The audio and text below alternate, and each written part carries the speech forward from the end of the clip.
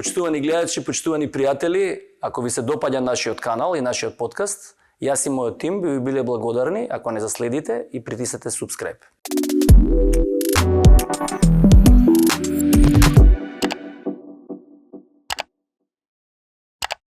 Зашто спиењето е толку важно?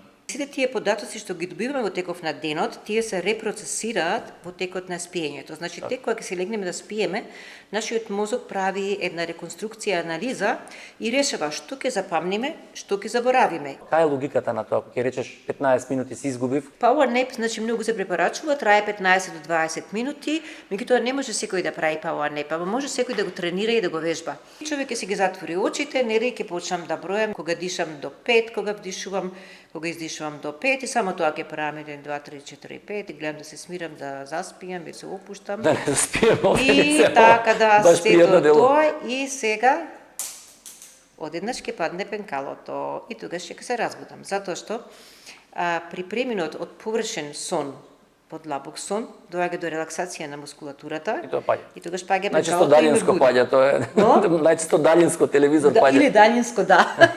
Зошто некогаш подсвесно сонуваме работи кои што се никако поврзани од тешко ќе се појават? Па еве ти тоа подсвесно или како да го кажам? Тоа го кажа. Значи, уште Зигмунд Фройд рекол дека секој човек има подсвест, а сега Зигмунд Фройд е малце аут моментално, ама пак ќе дојде. Добро. Затоа што значи, човекот не се прашува дали сакаш или не сакаш да имаш подсвест. Секој има подсвест. Да, и само се прашувам од кај се појави сонот. Сега нисум ја помислил нешто или ова. Ќе ти се појави во сон. Подсвеста се нашите доживувања, нашите стравови, нашите надежи, нашите инхибиции, нашите фрустрации, што се ги носиме цел живот. И тие се појавуваат во текот на сонот и јас мислам дека тоа е многу добро и позитивно. И затоа јас им кажам на моите пациенти кога многу сонуваат да си го запишуваат тоа, па си го збориме тоа. А си запишеме? Да. Само да не го најде некој што не треба, ако се запишеш по подсвест. Зависи каков сон е.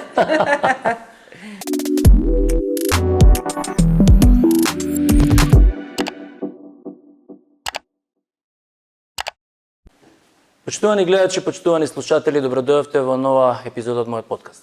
Денес ќе зборуваме за тема за која што сметам дека е многу битна, но кај нас е мислам малку потценета. Тоа е сонот.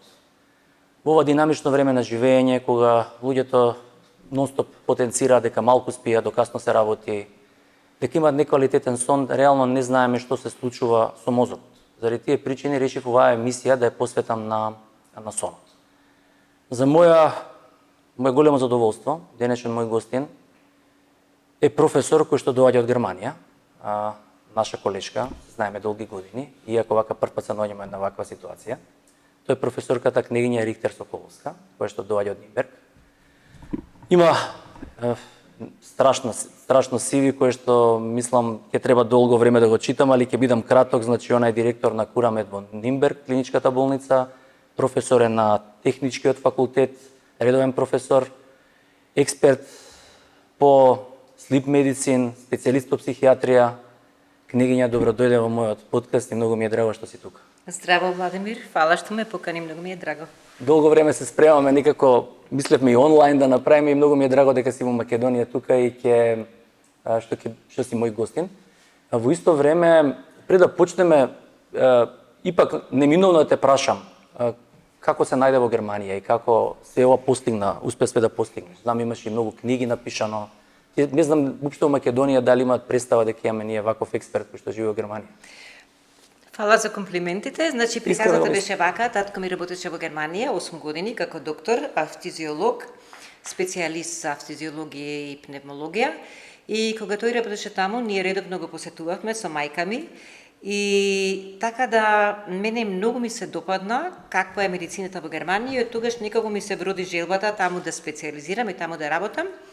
И потоа кога завршив тука медицински факултет, волонтирав 3 години на клиника за невропсихијатрија и во меѓувреме се отвори една шанса да добијам годишна стипендија од ДААТ и така заминав. Мислам секој че она е стварно кога прочитав све она што имаш постигнато за овој период, мислам онака навистина секоја чест. И многу ми е драго што навистина имам експерт од оваа област и напишавме, ја не знам колку прашања, кога ти постави прашањето дали имаме одговор на све, ти викаш ова све стои мојата книга, така да веројатно ова ќе биде една од најлесните емисии за водење. Тогаш да би започнале онака најбазично. Што представува добар сон од медицински аспект? Од медицински аспект, добар сон имаме тогаш кога имаме 25% длабок сон, кога имаме 50% површен сон и околу 20% фаза на сонување. Значи тоа е вака да речам добар сон по рецепт. Така. Дали кога се спие, да речеме, некаква, еве да кажеме, телото се наоѓа во некаква пасивна состојба или некаква активна состојба? Телото се наоѓа во една апсолутна активна состојба, тоа колку повеќе длабоко спие човекот, толку поактивна е таа состојба, бидејќи токму во длабокиот сон се регенерира целото тело, целиот имун систем, исто така памнењето, да речеме, луѓе што немаат длабок сон полесно заболуваат од деменција и така натаму. Така да, за текот на спиењето се случуваат многу важни процеси за здравјето. Морам да кажам, стално е она дилема, ќе кажат спиев и стануваат како уморни. Што представува тоа? Каде уствари дисбалансот во сонот? Кој ќе кажат спиев 8 часа и станувам се уште се сеќам уморен.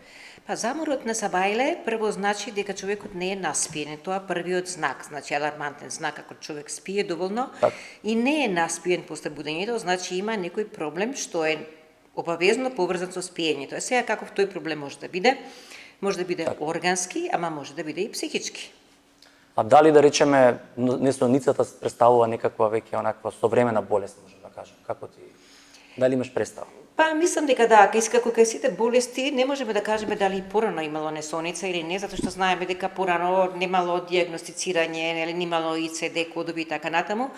Меѓутоа несоницата сигурна сум дека постои од кога постои човекот, бидејќи главна причина за несоницата, да не зборувам сега за органски причини како тироидија и така натаму, е всушност преголемата мозочна активност во креветот. Значи луѓе што имаат хронична несоница, тие премногу мислат кога ќе легнат да спијат.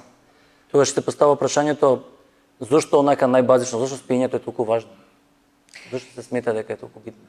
Па важно е баш овие причини. Значи ние во текот на денот сме активни, ве се разговараме, слушаме, правиме нешто, работиме и тогаш нашата мозочна активност е многу брза. Значи нашите мозочни бранови емитираат фреквенции помеѓу 30 и 50 херци, нели? Херци е еден удар во секундата.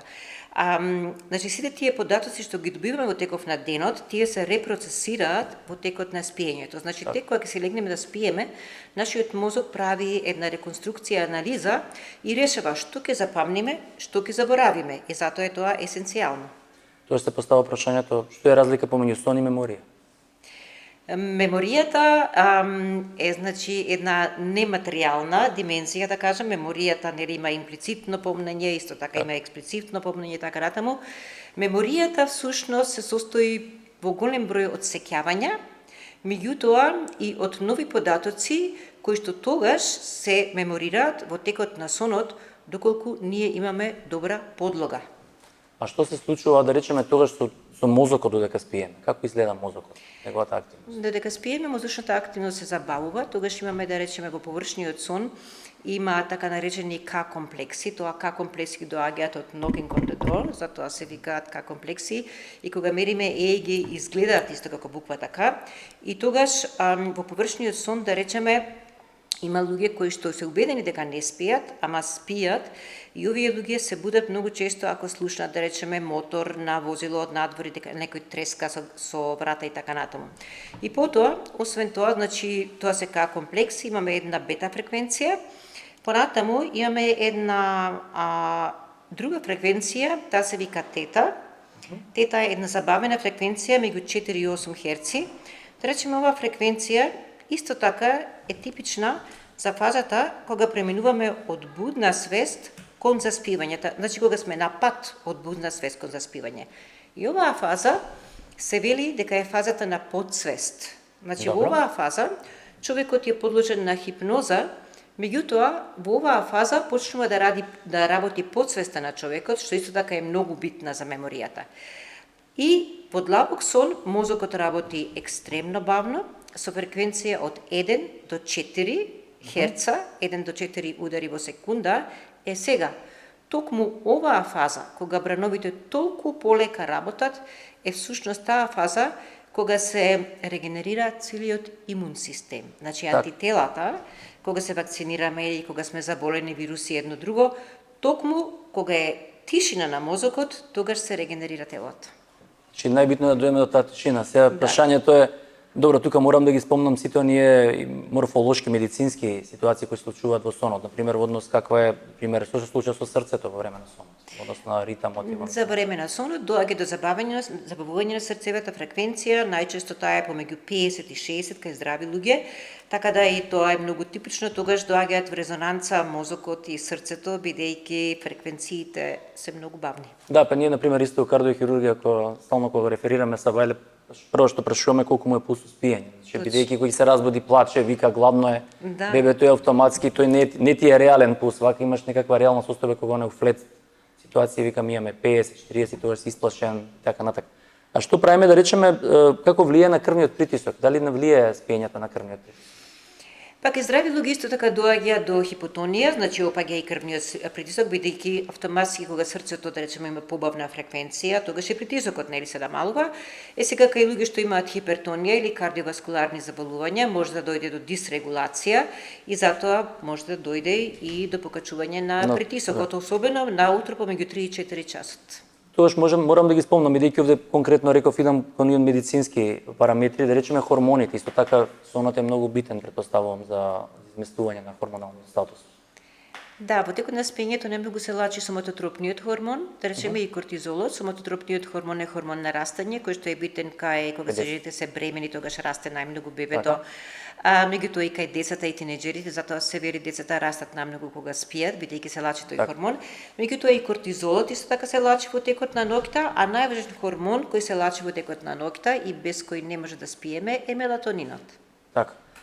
Тогаш ќе прашам нешто, тогаш однос, мислам многу убаво го објаснува што се однесува до сонот, несоницата. Дали сметаш, бидејќи долги години го работиш ова, дали осеќаш дека имаш повеќе пациенти од порано? Дали има разлика? На што се темели тоа по тебе? Па, актуелно моите пациенти се повеќе пациенти што се да речам со многу одговорни професии, учители, учителки, наставници, наставнички, професори, имам и доктори, колеги, и психолози, имам доста менаџери, сопственици на фирми и така натаму. И кај сите овие луѓе пак ќе речам едно е заедничко, значи тие прво своите проблеми од толку што немаат време ги решаваат навечер, кога ќе се легнат, они доаѓаат до единствено време во текот на денот каде што се мирни, каде што никој не ги замара, каде што им е, да речам, чиста главата и тогаш почнуваат да ги решаваат проблемите. Така, а освен тоа животот носи различни секираци и проблеми и тука се случува најголемата грешка, они почнуваат да мислат во креветот како ќе решам тој проблем, што ќе правам утре, каква ми е агендата за утре и тоа на почеток можеби трае пола сат, се продолжува 1 сат, 2 сат и кога доаѓаат кај мене пациентите после повеќе години, 10 години, 20 години несоница, кога ќе ги прашам колку време ви треба да заспите, они викаат па 2 сати. Значи они се стекнале со една лоша навика, а тоа е да мислат во кревет.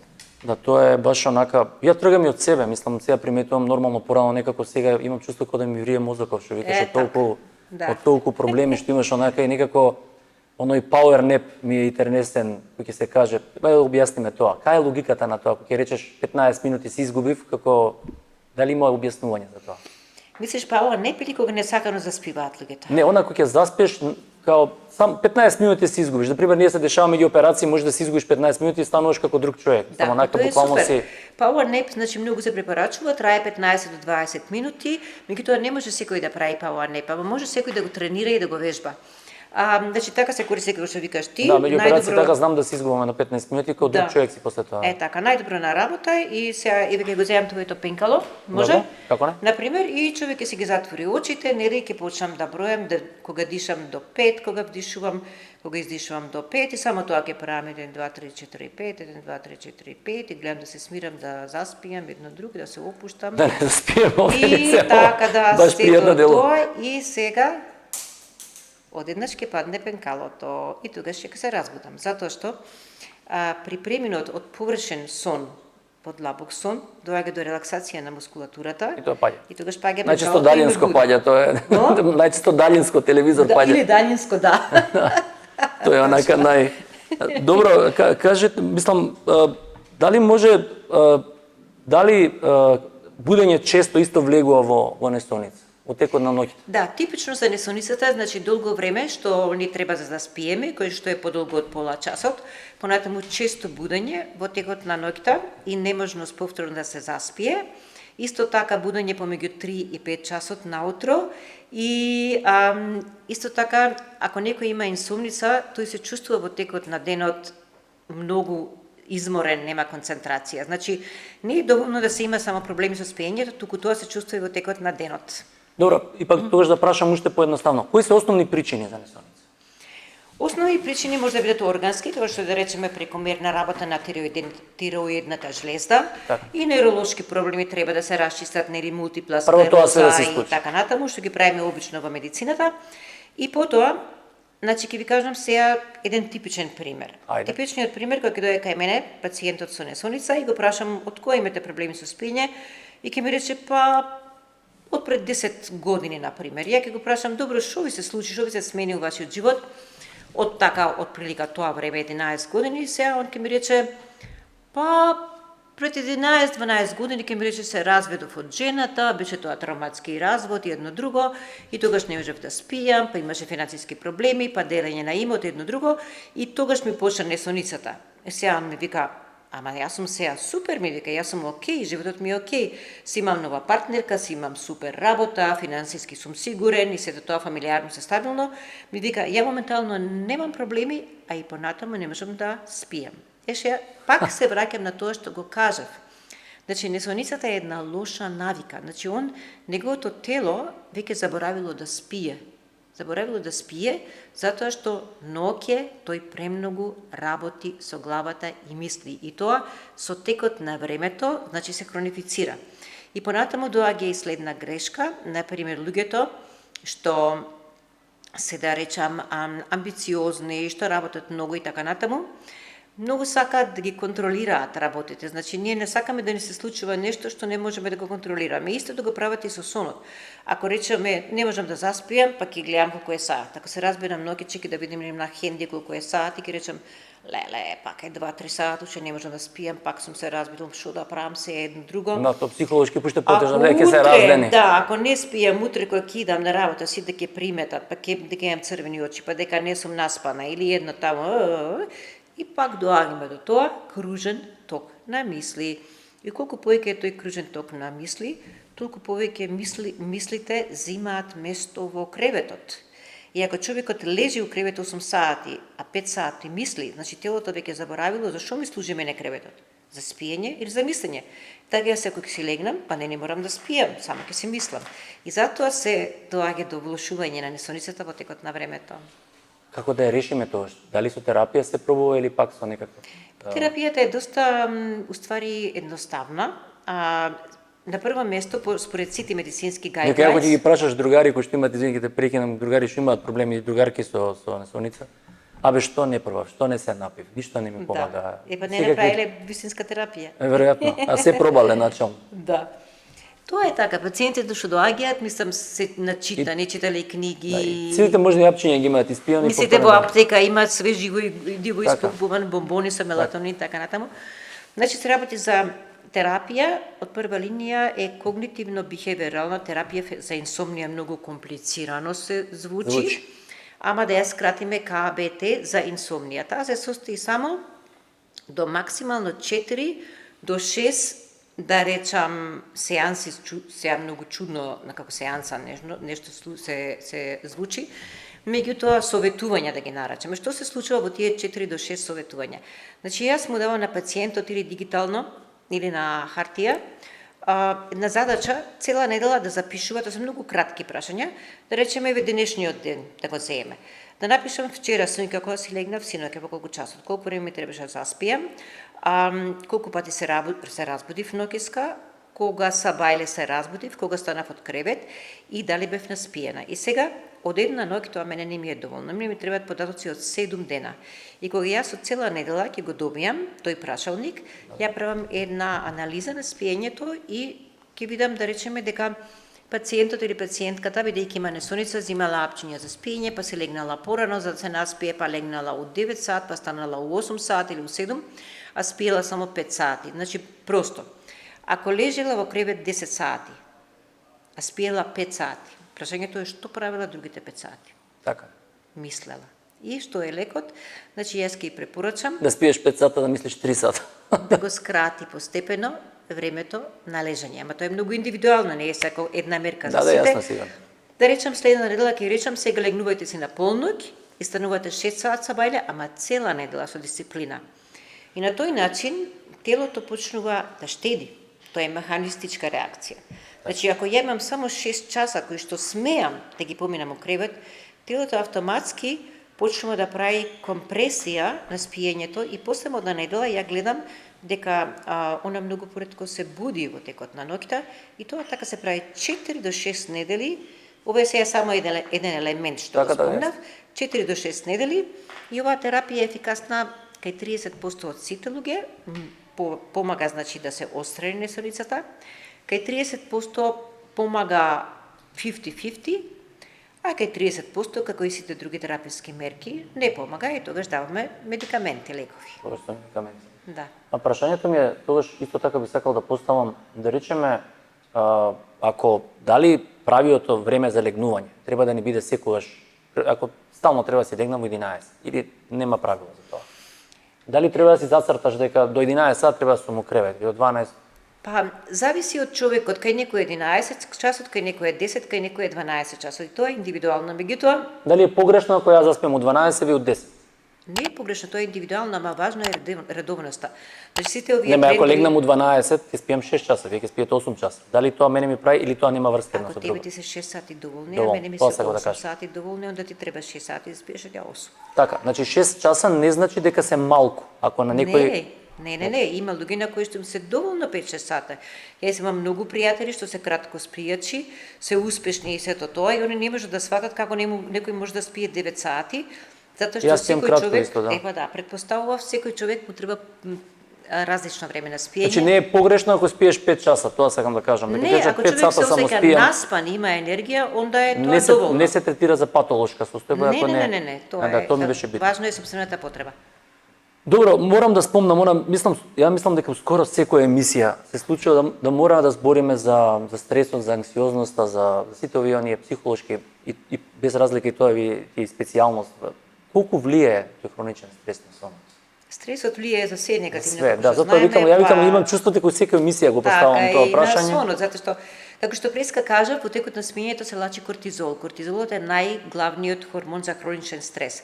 И сега физиолошки и да немаме стрес, пак меѓу 3 и 5 сабајле се лачи кортизон. Ако човек има голем стрес, онда автоматски уште повеќе кортизон се лачи под текот на ноќта и тогаш доаѓа автоматски до будење и така да премногу кортизон доведува и до промена на крвна слика, така да стресот е многу лош за сонот. Значи ние по принцип мора да го решиме стресот, значи невозможно е има ли можност со стрес толку многу да ти го наруши сонот да не можеш да го регулираш веќе? Па како не, стресот ти е секогаш, како да кажем, прво се јавува стресот, па се јавува несоница, па се јавува барнаут, па се јавува депресија.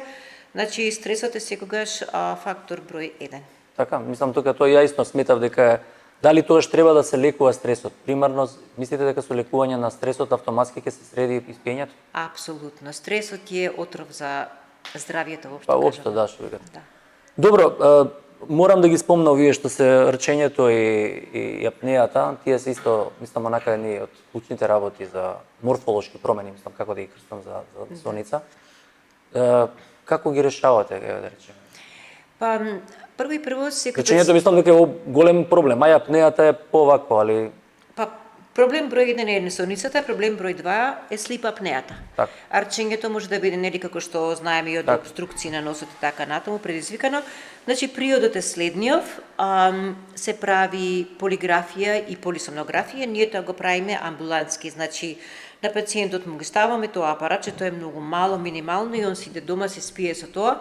Некојаш дури пациентите сами си ја справат таа апликација. Следниот ден го враќаат, го читам наодот, значи прво мора да се направи дијагноза дали е слип апнеја или не.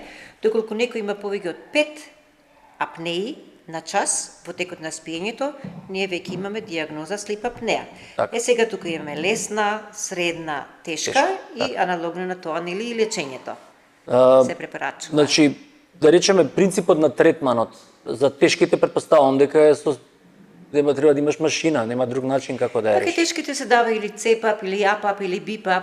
Има различни апарати што се даваат, меѓутоа тоа е неопходно, бидејќи кај тешките апнеи имаме пациенти што имаат 30 паузи во текот на часот. Значи он пола саат диши, пола саат се гуши, и така да тоа мора да се лечи со еден од овие апарати.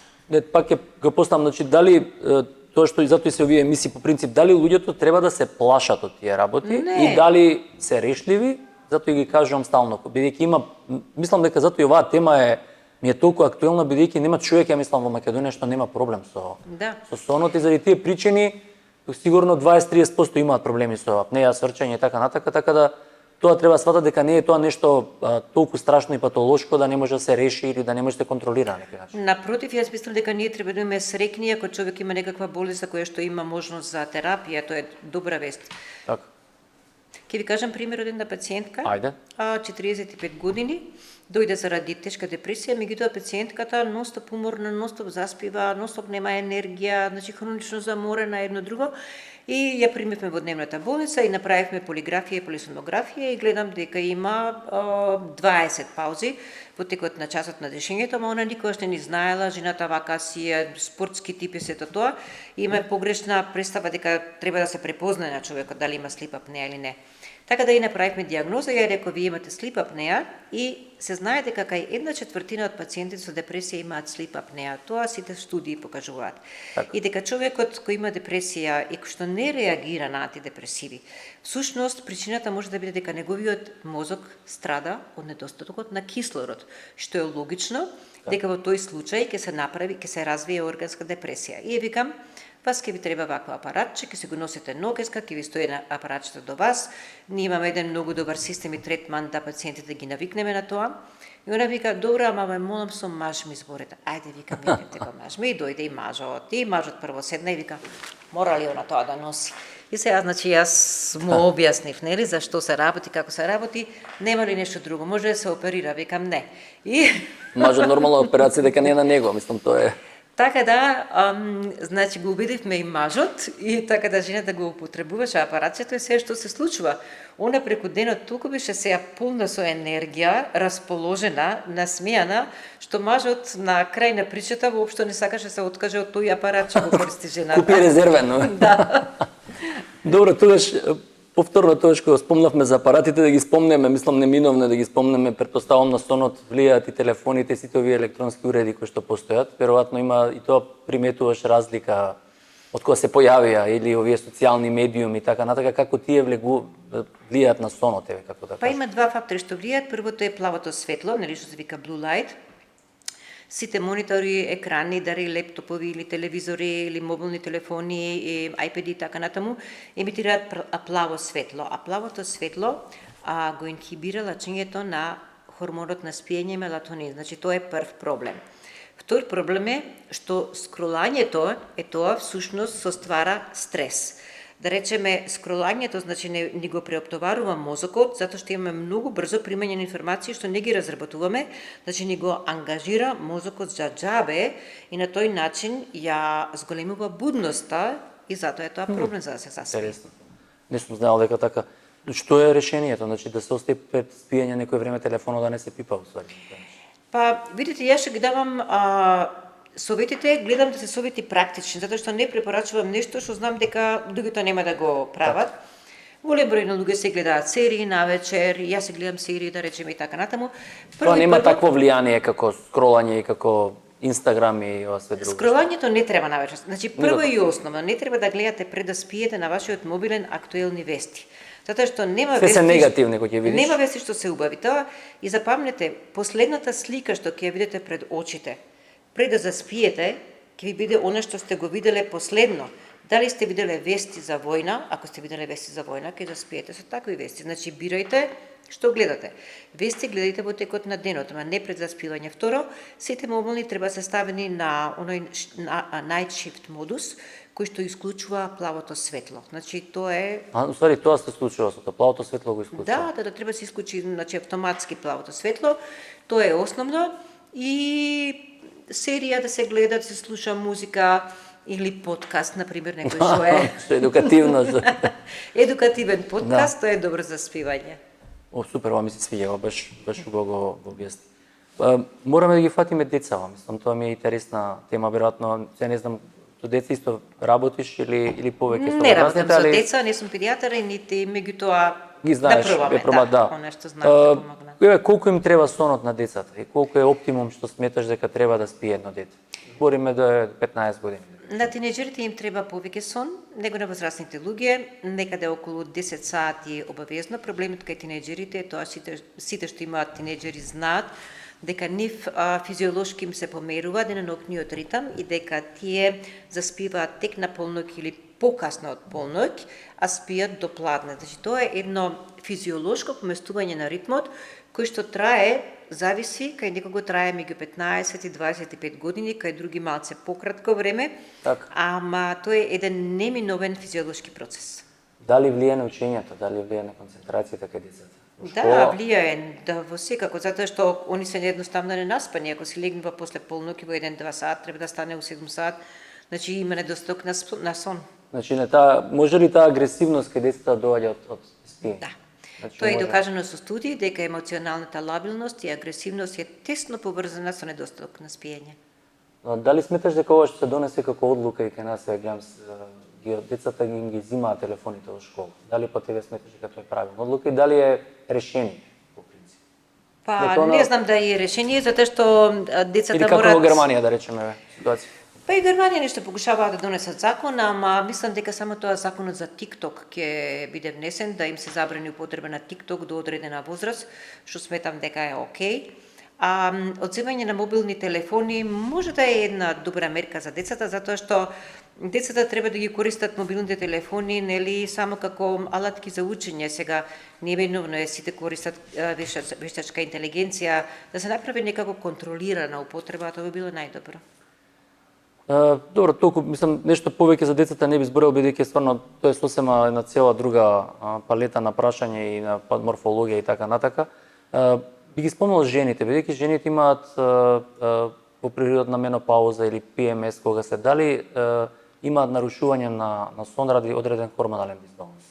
Да, жените имаат, да речем бака, 30% од жените имаат стварно сериозни проблеми во текот на менопаузата, 30% имаат благи проблеми, ама 30% немаат никакви проблеми. Како да знаат? Па осеќаат преку напади на жештина, валунзи, одеднаш се потат, нервозни се, не можат да спијат, имаат јаки емоционални промени и се хронично заморни. Значи, жените тоа многу го осеќаат, меѓутоа на оваа тема имам потреба да кажам дека менопауза имаат и мажите, меѓутоа ние зборуваме само за жените. Така да, јасно, да, право се. Така да се приметува истата симптоматологија и кај мажите, по принцип повлегуваат во тој период или кај мажите е поместена менопаузата, да речеме, или тој синдром со намалување на сексуалните хормони. Знаеме дека мажите се подолго репродуктивно способни, нели, за репродукција, така да фазата е померена за едно 7 години. Секогаш постои разлика од 7 години помеѓу мажот и жената во тие физиолошки циклуси. Морам исто да спомнам за работата, бидејќи онака животот станува екстремно динамичен, стресен, како и да кажам. Колку работата може, стресната работа може да предизвика пореметување на сонот? И како да го регулираме тоа? Работата е една многу главна причина, да кажам, бидејќи спомнаа таа клиентела кој ти доаѓа се претежно све имаат одговорни функции, бар 50% тоа што наброја. Да, и голем број од нив имаат burnout или синдром на согорување, тоа се најмногу луѓе што се многу амбициозни, што се многу вредни, што си ја сакаат работата, меѓутоа со тек на време веќе престануваат да прават граница меѓу слободно време и работа. Значи почнуваат викенди да работат, да прават мејлови проекти, и најголемиот дел од нив викаат на почекот, ја тоа го правам зашто ми е убаво, си ја сакам работата. Сега тука човек треба, тоа е слично како спортистите, јас не сум професионален спортист, ама познавам повеќе. Значи, кога се прави спорт, треба да се осети каде е границата, нели? Добро. На издржливост, нели, со мерење на срцова фреквенција, и спортистот треба малце да иде над тоа ниво, нели? Добро. За да го донесе максималното од себе и за да може да постигне и нови успеси. Така и во работата. Значи, треба да се препознае до кај ми е границата. Се, ако тој овој може толку, не значи дека и јас толку можам да издржам. Значи, треба да си ја препознам границата. Ако многу работам, сега сакам работата, работам викенди, ми се увоат викенди, правам дежурства и така натаму. Треба да осетам да го во со моето тело што се случува. Дали почнувам да добивам срцебиење, да почнувам панични напади, дали почнувам да се потам, дали почнувам да добивам несолица. Значи, тоа ми е знак да ја дигнам рачната кочница. А што правиме ако да се вратам работодавецот назад. бара од тебе? Молам? А ти не можеш да постигнеш. Ако работодавецот бара од тебе резултата, ти не можеш да го постигнеш. Па... И тогаш тебе ти влие, имаш проблем. Па вака, што се однесува до тие работодавци што бараат, и тие работодавците се најмногу загрозени да го добијат овој Те најмалку спијат. Значи, тие истото ова го знаат. Значи, на работодавецот, кога вработениот ќе му каже, шеф, јас оваа работа знам како да ја направам. И можам да ја сработам во рок од 3 дена, ама не можам да ја сработам до заутре, туку до тој датум. Работодавецот ќе рече, окей, бидејќи знаете дека ќе биде завршена работата. Така. Тоаш, да, има логика во тоа. А тоа што би кажала за овие, речеме, еве, ние кои што дежураме, дежурства и така натака, дали биолошкиот часовник комплетно се менува? Па се знае дека работата во смена... Мене било интересно што јас, да речеме, наредниот ден, уште си некако адреналин си после дежурство кој си бил, уште некако не можеш да заспиеш, а наредниот ден па не можеш да станеш од креветот, онака си помиран се. Епа, интересно, во лекувањето на депресијата се користи рестрикција на сонот, да речеме, затоа знаеме дека кога некој една ноќ не спие, дека тоа има еуфоризирачко дејство. И така сите ние, ти работиш сега во смена, јас сум работила исто 11 години во смена, нели? Не, јас се исто не работам, али... А сега не, добро. Значи, знаеме дека една ноќ ако не спиеме, посебно ако било дежурството напорно, нели, многу итни случаи, и дека сабајрето што се вика си како навртен и не ти се спие. Так. Значи, тоа е тој еуфоризирачки ефект од несоницата, меѓутоа тоа е кратко траен. Во суштина, сите медицински линии за работење во смена, јас сум член од тој експертски тим, се работи на тоа да се види колку смени во месецот не се опасни по здравје. Така. Значи да се одреди дозата, до колку смени во месецот човекот може да работи, а да не се разбори. Па нека нас има некоја законска регулатива, али најчесто не се применува, бидејќи има недостаток на кадар по принцип, и кога имаш таква ситуација, некојаш колега болен, ова нека се соберат. Знам моја екипа по 7-8 дежурства и тоаш веќе на вистина се онака ги осекаш дека се преморени и веројатно и сонот им е нарушен. Да, најважната порака што можам да ја дадам за луѓето кои што работат во смени е да бараат секој можен начин да го надокнадат сонот и да се наспијат. Да, тоа е најбитно што може да се каже, ја дефинитивно истото го мислам. Морам да прашам, да дојдеме до онаа ситуација со овие продукти, да речеме од типот на кафе, алкохол, храна, пред спиење, порано, покасно. Да речеме, еве, кафето како влијае. Има и алкохол. Индивидуална зависност од кафе. Да речеме, има луѓе што се многу осетливи на кофеин, они треба да се напијат максимално 2 кафиња на ден и не после 4 часа попладне. А има луѓе на кои што рецепторите толку им се отупени на кофеин, што они можат да спијат кафе пред спиење, меѓутоа јас тоа не го препорачувам. Така да, јасно. Алкохолот дали исто влијае на... Па за алкохолот, вака, луѓето мислат дека ако се напијам 1-2 чашки црно вино, дека побаво ќе спијам. Да, тоа е нели тоа вистина е дека алкохолот ве прави заморен, меѓутоа дека алкохолот се појавува проблемот што за да се метаболизира алкохолот му требаат 90 минути. И после 90 минути од кога сме заспале, значи доаѓа до една мини абстиненција, сонот станува немирен, луѓето почнуваат да мрдат со нозе и на тој начин не е ресторативен сонот, не е одморлив сонот после пиење на алкохол. Храната? Храната, тешка храна, Не, стално ми е, значи, ако нешто се каам у текот на денот, ако јадам нешто 10 вечер, точно. Нема шанси да заспиеш, после мачење, тоа мислам онака баш, дури малку да каснеш ти смета. Има ли некакво објаснување на тоа претежно, од кај доаѓа? Има, затоа што и перисталтиката и целиот дигестивен систем исто спие по текот на ноќта. Так. Значи, и тој систем мора да спие, да се одмара, и сега нека ако јадеме 2-3 сати пред да спиеме нешто тешко, свинско, масни работи, скара и така натаму, значи ние не му дозволуваме на желудникот и на цревата да се одморат и да спијат. И го поставил тогаш и ова уште едно прашање ми интересно, голем број на луѓе вежбаат навеќе. Дали сметаш дека е правилно? Тие луѓе што Дека има луѓе ќе речеш ќе се измориш, она добро ќе заспиш. Мене па лично ако вежбам навечер, мене толку ми се убрзува метаболизмот. Да. Напоследок се стабилизира да влезем во некое плато, ми треба едно озбилно време да се некако светот да се смири. Некој може да им прија, не знам. Тоа зависи од хронотипот, значи каков хронотип е човекот. Ако си да речем рано буден, ако си насабајлен активен, тогаш е подобро да не се вежба на многу касно навечер. Меѓутоа, ако луѓето има некои луѓе што се нокни птици, што се нокни активни, тие може да вежбаат навечер, меѓутоа треба да има 2 сати пауза пред да се легне да се спие. Така. Значи, по принцип нема правила, зависи од твоите навики. 2 сати најмалку мора да има пауза. Мора да имаш пауза. Да, тоа ми беше има битно. правило. И уште едно да докажам. Луѓето кои што имаат синдром на немирни нози, они повеќе прават спорт навечер, зашто на тој начин доаѓа до релаксација на нозете. Тоа сум знаел, беше интересно. Ништо, мора да го спомним мелатонинот. Мислам, тоа е онака еден медикамент кој што е можда најупотребуван. И за овие джетлегови, за летање со авиони, и тоа ми било интересно. Толку ли тоа го пореметува конкретно летање и менување на временскиве зони?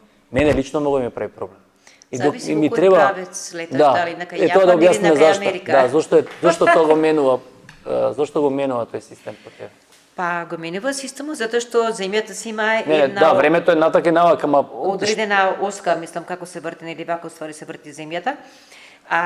Нашиот деноноќен ритам, сите ние имаме во хипоталамусот, тоа се вика пейсмейкер. Значи сите имаме во хипоталамус седиште пейсмейкер кој што одредува каков ќе биде нашиот деноноќен ритам, кој што одредува колку долго ќе живееме. И значи од тој 24 часовен ритам зависи како ќе се регенерираат сите наши клетки на нашиот организам. И сега колку повеќе ние го пореметуваме тој ритам, толку повеќе доаѓаме во опасност човек да се разболи или да добие некакво друго пореметување. И джетлегот всушност се, како да кажам, се случува токму заради тоа, бидејќи тој деноноќен ритам се пореметува. И сега, ако не се лета толку често, онде не е толку страшно, меѓутоа има некои луѓе што многу често летаат, имаме такви пациенти, им се пореметува тотално ритамот. Да се, тогаш мелатонинот помага, по принцип. Доста често го пијат луѓево. Дали е тоа повеќе онака или дали помага, искрено не знам. Ја ако идам и пијам, не ми помага воопште. Не можам да заспиам. Не знам која доза треба да испијам за да ме бар неколку дена, 2-3 дена, после трети, четврти ден веќе се стабилизирам некако, ама за да мелатонинот делува треба се зема најмалку 3 недели секојдневно и треба се зема исто така доза од најмалку 1 милиграм. И мелатонинот делува при джетлег се повисоки дозите, некаде 4 милиграма, и на тој начин делува да може да спиеме ако сме стигнале во некоја зона, да речеме, сме го пропуштиле цела ног, сме летале, не сме спиеле и сега доаѓаме на ден пладне. Значи мелатонинот после джетлег ни помага едноставно побрзо да спиеме. Меѓутоа, во суштина, мелатонинот може да го земаат луѓе редовно, само што се над 55 годишна возраст. И исто така се препорачува повеќе на луѓе кои што живеат во темни делови на земјата, кои што имаат мал ден на сончеви денови. Да речеме во Македонија, потребата од мелатонин 300 дена сончеви не е толку голема и треба да се внимава дека се работи исто многу за маркетинг што се однесува до мелатонинот. Мислам, тој е многу добар хормон, ама прашањето е на кого му треба. Така. За децата, што мислите, дали треба да се дава така? Да, кај децата има некои индикации, особено аутизам и АДХД, каде што има студии дека мелатонинот е многу корисен. Кој што не спие, кој имаат проблем со спиење. Што имаат проблем со спиење, токму заради оваа причина, бидејќи доаѓа до регулација на денонокниот ритам. Постојат ли некои, без да потребуваме чисто генерички лекови кои што се употребуваат за сонице, за неспиење, освен мелатонинот? Има ли некои други лекови кои што е ваков? Да, има и лекови што се препишуваат на рецепт, што имаат 2 милиграма. Бидејќи препаратите во апотека кога ги купувате, треба да гледате или да прашате колку милиграма има ова што го земам со мелатонин, значи треба да има најмалку 1 милиграм. Да, ја стално викам, фармацевтската индустрија измислија лекови за здрави луѓе. Мислам, тоа е сите тие суплементи што се користат по принцип, се стално викам, не знам, не сум многу убеден во нив, али мелатонинот не е таков лек реално и мислам веројатно има своја употреба таму кај што треба и правилна доза ако се даде. Апсолутно, да. Дури има и антиканцерогено дејство. Не сум знал. Да, не сум знал. Добро, морам да кажам како влијае на менталното здравје сонот, на расположението кај луѓето, кај Дали како глобално населението, ако постои такво, дали луѓето можат да одржуваат некаква ментална хигиена, например, на тој начин, за да едноставно луѓето се вратат во таа состојба на мир, да кажеме некако. Да можат подобро да спијат? Да, да речеме. Па мислам дека И да се подобри менталното здравје. Да. Мислам дека добриот сон е основа за ментално здравје и дека треба да се работи на тоа да се оптимира сопствениот сон. Еве можеби за тоа се добри помагала, нели, смарт-вочовите, часовниците кои што многу луѓе ги носат, бидејќи треба да се внимава сонот да биде редовен, тоа што секој може да го направи. Треба да се внимава 2 часа пред да се спие, човек да не се замара многу со проблеми, да не работи веќе и така натаму, повеќе да се релаксира. Треба да се внимава кога не можам да спијам, да не контролирам колку е часовникот и да се внимава да се спие во темница, а преку ден да имам што повеќе светло. Така да, тоа се вика, нели, само оптимирање на сонот е многу важно за менталното здравје. Да, јас стално тоа исто кажувам, а да речеме соништата и оние, мислам тоа е убаво преска го објасни она што последно ќе го видиш. Зошто некогаш подсвесно сонуваме работи кои што се никако поврзани од тенешка ќе се појават? Дали има медицинско објаснување за тоа? Па еве ти тоа подсвесно или како да го кажам? Тоа го кажа, значи зборот подсвесно. Можеме да го дефинираме тоа некако. Па, тоа мене ме интересира. Уште Зигмунд Фройд рекол дека секој човек има подсвест, а сега Зигмунд Фройд е малце аут моментално, ама пак ќе дојде. Добро. Затоа што значи човекот не се прашува дали сакаш или не сакаш да имаш подсвест. Секој има подсвест. Да, и само се прашувам од кај се појави сонот. Сега нисум ја помислил нешто или ова. Ќе ти се појави во сон, мислам онака. Подсвеста се нашите доживувања, нашите стравови, нашите надежи, нашите инхибиции, нашите фрустрации што се ги носиме цел живот. И тие се појавуваат во текот на сонот и јас мислам дека тоа е многу добро и позитивно. И затоа јас им кажам на моите пациенти кога многу сонуваат да си го запишуваат тоа, па си го збориме тоа. А си запишеме? Да. Само да не го најде некој што не треба, ако се запишеш по подсвест. Зависи каков сон е. Добро, ја да вистина уживав. До сега мислам онака би поставил на крај би стално ги кажувам, првото прашање ми е дали сметаш дека вештачката интелигенција може да замрси конци во однос на оваа слип медицина и така натака.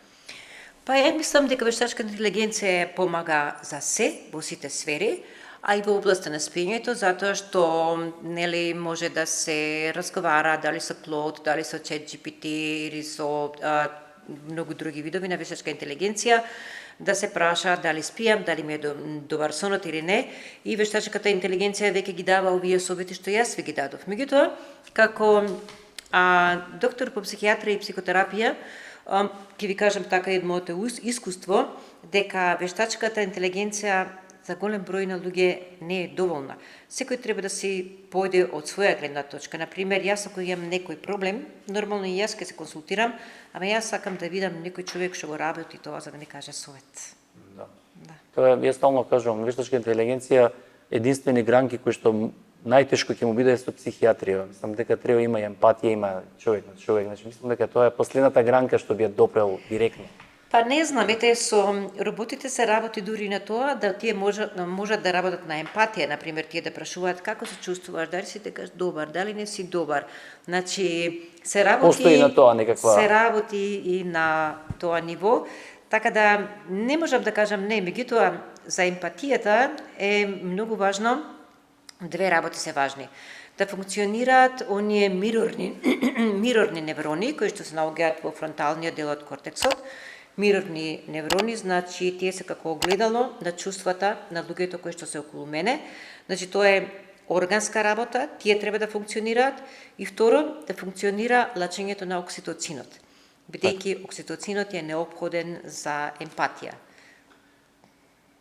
Мислам онака преубава емисија, само последно прашање што би го поставил е кој совет би го дал на нашите гледачи во однос на сонот? Така нешто наједноставно, најјасно, као советот докторски. Креветот не е место за мислење. Значи, тоа е мој најглавен совет, да. Лидија, фала ти многу, јас стварно уживав, онака ми летна време во еден час. Ти благодарам што беше гостин во мојата емисија. Се надевам скоро повторно ќе се видиме и стварно ми беше задоволство. Благодарам, драго им беше и мене. Почитувани гледачи, почитувани слушатели, се гледаме наредната недела со нов гост.